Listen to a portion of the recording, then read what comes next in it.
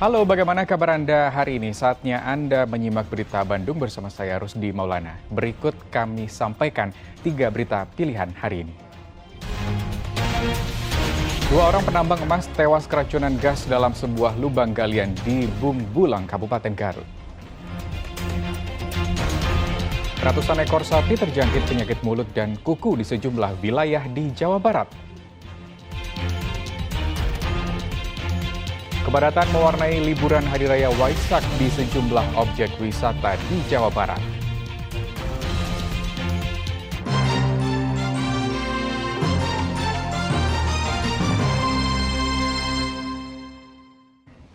Kita ke informasi pertama hari ini. Angin puting beliung menerjang kota Bandung, sebagian atap bangunan dan lapak pedagang penerbangan akibat bencana tersebut.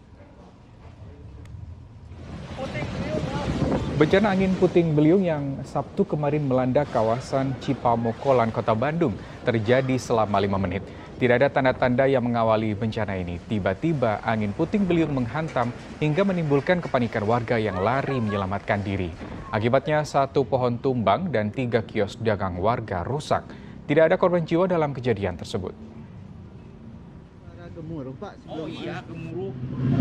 Gemuruhnya kayak gimana, kenceng gitu Pak? Seperti hujan itu ngeburu gitulah.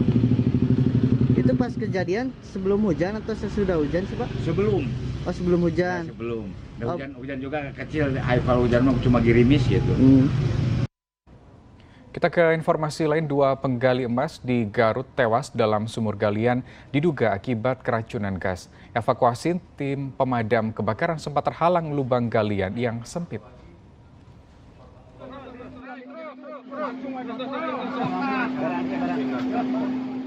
Evakuasi 2 penambang emas, Momon dan Asep, warga kecamatan Bungbulang, Kabupaten Garut pada Sabtu silam berlangsung cukup sulit.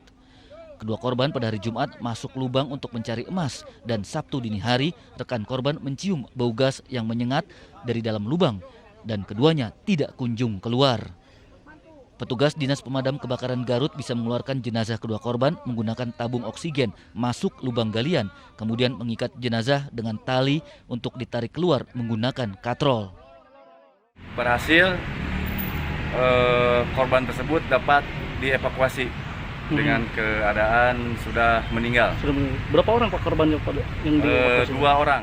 Garis polisi terpasang di lokasi agar penambang lain tidak melakukan galian ilegal. Sedangkan kedua korban telah dimakamkan keluarga.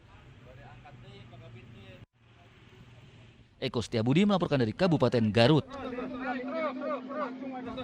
Seorang ibu muda tewas ditikam pria yang diduga pacarnya di Cibadak, Kabupaten Sukabumi. Pembunuhan diduga terkait hubungan asmara.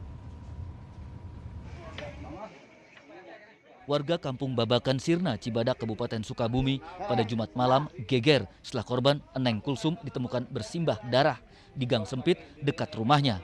Korban akhirnya meninggal saat dibawa ke Rumah Sakit Umum Daerah Sekarwangi akibat mengeluarkan banyak darah dari luka tusuk yang diderita. Sebelum kejadian, korban ditemui lelaki yang diduga pacarnya dan terlibat cekcok. Pelaku kalap menikam perut korban dan kabur. Jadi Bapak sempat minta tolong Pak? Sempat minta tolong? Saya sempat minta tolong, orangnya sudah tidak ada. Oh kabur? Kabur. Minta tolong, saya kan bukan Uber itu. Yang ini yang korban anak saya.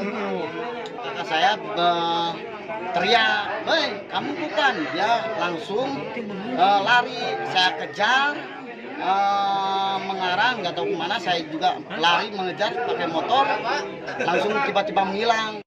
Tim forensik Rumah Sakit Sekarwangi yang melakukan autopsi korban pada Sabtu siang mengungkap penyebab kematian korban luka senjata tajam pada leher dan tangan. Adanya kekerasan di leher sebelah kiri, sebelah kanan, dan kekerasan tajam di lengan kanan. Disebabkan oleh kekerasan tajam. Usai autopsi, jenazah korban dimakamkan di pemakaman Babakan Sirna, Cibadak. Polsek Cibadak sedang memburu pelaku yang identitasnya sudah diketahui. Diduga pelaku menganiaya korban akibat cemburu setelah korban yang berstatus janda beranak 2 kembali rujuk dengan mantan suami. Sedangkan pelaku dan korban telah menjalin asmara kurang dari sebulan. Asep Didi melaporkan dari Kabupaten Sukabumi. Seorang preman buronan kasus pembunuhan ibu muda di Padalarang, Kabupaten Bandung Barat ditemukan tewas gantung diri. Sempat buron selama hampir sepekan karena membunuh Wiwin, ibu muda di Padalarang, Kabupaten Bandung Barat, Mulyadi, seorang preman, ditemukan tewas gantung diri di pohon pete dekat rumahnya. Padahal selama beberapa hari sejak peristiwa pembunuhan, tanggal 8 Mei silam, polisi yang mengejar pelaku hingga ke hutan Gunung Bentang gagal menemukan Mulyadi. Bahkan malam sebelum tewas, pelaku dikabarkan sudah dikepung polisi dan warga di sekitar Padalarang. Namun pelaku tidak berhasil ditangkap. Hingga akhirnya warga menemukan tubuh Mulyadi gantung diri menggunakan tali. Dari keterangan ini akhirnya dikonfirmasi kepada keluarganya oleh petugas dan akhirnya bersama-sama dengan masyarakat melakukan cek TKP tempat tersangka gantung diri. Setelah dilakukan pengecekan, identifikasi dilakukan, keluarga membenarkan bahwa tersangka yang meninggal dunia gantung diri tersebut merupakan saudara M. Karena ditolak warga, jasad Mulyadi dimakamkan keluarga di wilayah Cipatat. Polisi menghentikan kasus pembunuhan Wiwin, janda beranak satu yang tewas ditebas senjata tajam oleh Mulyadi karena menolak diajak menikah. Sebelum pembunuhan, keluarga korban sempat melaporkan pengancaman sekaligus perusakan rumah korban oleh Mulyadi ke Polsek Padalarang. Muhammad Abbas melaporkan dari Kabupaten Bandung Barat. Ya, berikutnya seorang sopir angkutan umum di Kota Bogor nekat membunuh perempuan penjajah seks daring karena kesal. Korban menuding pelaku tidak membayar sesuai tarif kencan yang telah disepakati. Seorang sopir angkutan umum menjadi tersangka pembunuhan perempuan penjajah seks di sebuah rumah kos Jalan Pancasan, Kota Bogor pada 1 Mei silam. Pelaku ditangkap polisi di Terminal Laladon, Kabupaten Bogor, usai 2 pekan buron. Tersangka mengaku membunuh korban karena kesal dituding tidak membayar sesuai tarif kencan yang disepakati saat berkenalan di aplikasi daring. Menurut polisi, selain menghabisi nyawa korban dengan mencekik dan membekap korban menggunakan bantal, tersangka juga mengambil ponsel korban. Motifnya selain untuk memuaskan nafsu juga motif ekonomi, karena handphonenya itu handphone korban itu diambil oleh tersangka. Akibat perbuatannya, tersangka terancam 15 tahun penjara. Iwan Kurniawan melaporkan dari Kota Bogor.